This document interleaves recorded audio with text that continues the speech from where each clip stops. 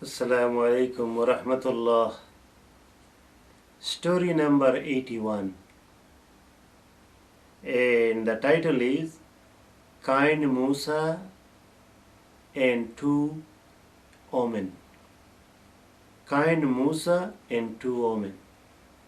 So this Musa is Musa alayhi salam, the messenger of Allah, and two women, they were two young women in Madian.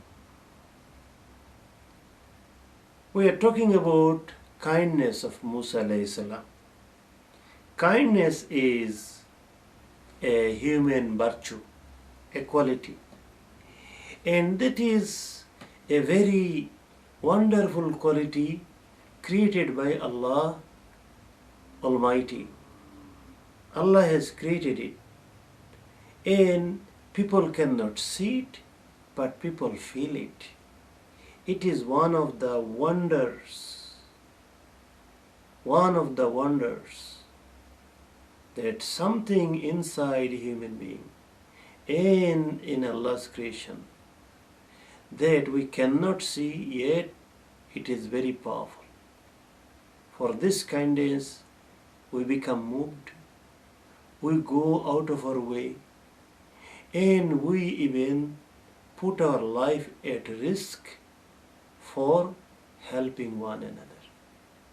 Allah subhanahu wa ta'ala has 99 quality names. His main name is Allah, and 99 quality names. And one of those 99 quality names is Ar-Rahman, the kind. So Allah has kindness, and in a hadith it is stated that Allah has kept 99% of kindness with him, and Allah has distributed only 1% of his kindness to his entire creation. And for that 1%, you can see a mother bird, how much love she has for baby birds. For this kindness, you can see a mother tiger has love for the baby tiger. For this 1% of tiny little kindness, you can see that how human being, how much kind we are towards one another. When we exercise this kindness and when we do the acts of kindness, then our relationship becomes sweet, we become peaceful, and we can make a world very happy and very peaceful place. Musa alayhi salam was a messenger of Allah, and when that happened, that time Allah was guiding him, but still then he did not receive revelation, he did not receive the messengerhood. Musa alayhi salam, he was very kind, even though he was receiving the treatment like a crown prince or a prince under Pharaoh government. But when he used to see that the common people, poor people have been tortured and they were unfairly treated, his kindness used to shake him, and at one stage he could not take the injustice, and then he acted, and as a result something happened, and for which the Pharaoh government wanted to prosecute him, wanted to kill him, so he ran away to Madian. He ran away to Madian to avoid the life sentence. He crossed jungles, mountains, deserts for days, running and running. He was hungry, he was thirsty, he was weak, he had blisters in his feet, and he came to Madian running away from the Egyptian tyrant government, and he slumped himself under the shade of a tree for rest. But even though he was weak, what he saw? Again, his kindness shook him to get up and offer help. So now, let us start the story from that point. We go to Quran chapter 28 and we start from verse 23 inshallah. Bismillahirrahmanirrahim. ولما ورد ماء مدين وجد عليه أمة من الناس يسقون. And when he came to the watering place in Midian, so there is a well, and beside that well was a tree, and he saw that some people, some male shepherd, they were watering their hearts from that well. He also saw وَوَجَدَ مِن دُونِهِمُ امْرَأَتَيْنِ تَذُودَانِ. He also saw that two young women, they were holding back their hearts. So the male shepherds, they were many, and they were doing their work, and these two were standing helplessly, and they were struggling to control their heart. He felt kind towards them. He saw two pious ladies, and they were struggling, and they could not water their goats or their sheep. So he goes to them and asks them gently, قَالَ مَا خَطْبُكُمَا. What is the matter with you? Why aren't you watering your goats? They said, قَالَتَا لَا نَسْقِي حَتَّى يُصْدِرَ الرِّعَاءُ وَأَبُونَا شَيْخٌ كَبِيرٌ. They said, we cannot water until the shepherds take back their hearts, and our father is a very old man. So, very briefly, they gave the answer. One answer, that we cannot mix with them. We are keeping some privacy. That's why until they go back, we cannot water. We have no choice. But another reason is that we are young women. We are not supposed to be here. This is usually men's job. But we are here again because we have no other way. Our father, he is a very old man and he cannot come here, so we are substituting him and we have to do it. So he really felt sorry for them. He really felt sorry for them, and then he did his action. فَسَقَى لَهُمَا ثُمَّ تَوَلَّى إِلَى الظِّلِّ فَقَالَ رَبِّ إِنِّي لِمَا أَنزَلْتَ إِلَيَّ من خير فقير. فساقى لهما. So for them, he watered their hearts. For them, he watered their hearts Umar ibn Khattab radiallahu ta'ala anhu said that the shepherds, they did put a big stone on the well, and 10 people, 10 strong shepherds could remove it or put it back.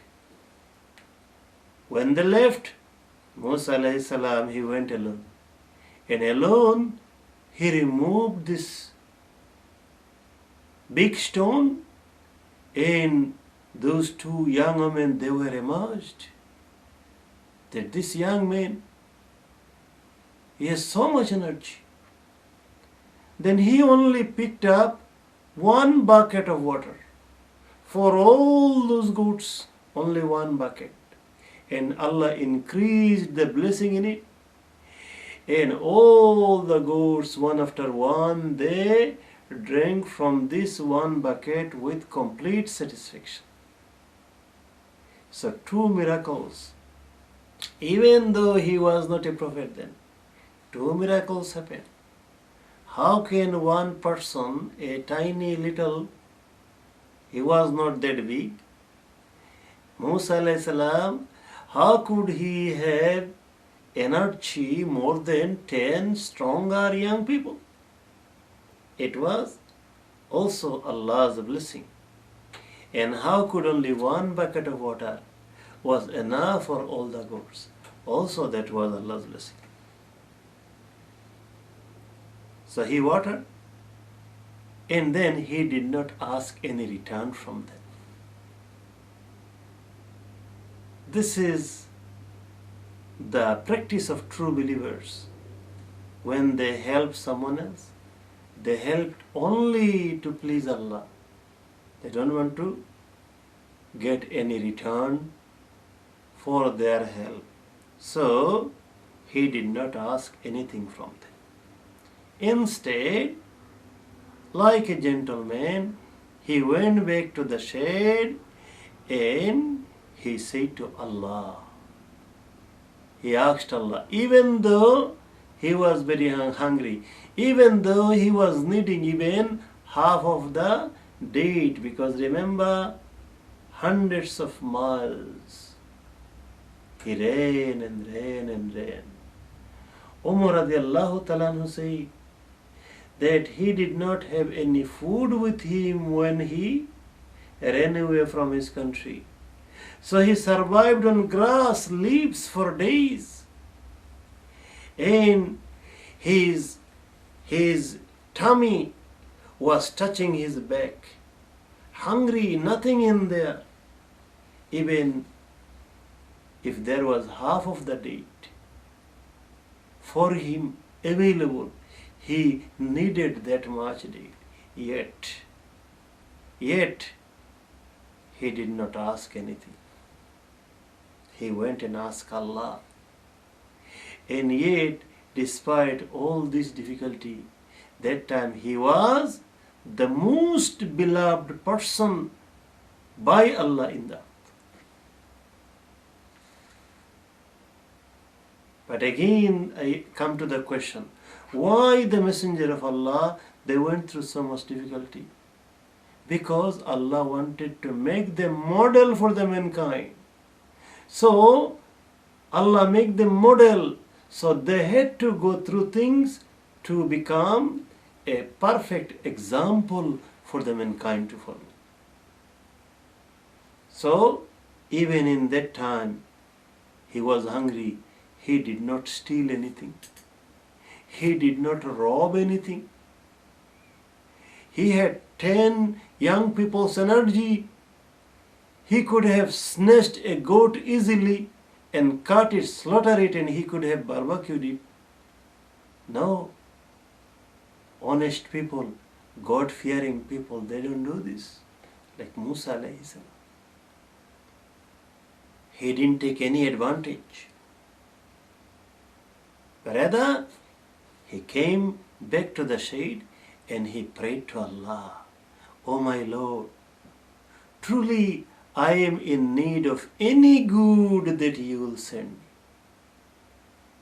I am your faqir. I am your beggar. I want from you, but I cannot beg to anyone else. Because you made me honorable. I cannot put my head down to a creation of you like me, another human, for begging. I can't do this. Allah, I'm your beggar. And when we become a beggar of Allah, then we become the honorable human being. Then little thing cannot buy us. Or for little difficulties, we cannot just go and prostrate in front of the man and say, you give me, otherwise I'm dying. So Islam is teaching, Quran is teaching, if you go through any suffering, pray to the right place, like Musa a.s. did. Pray to Allah and then see what Allah does. Musa a.s. prayed to Allah and then Allah accepted his prayer, and then listen to what happened. How Allah helped his servant. فجاءته إحداهما تمشي على استحياء فجاءته إحداهما تمشي على استحياء. Afterwards, one of the two young men came walking shyly to him.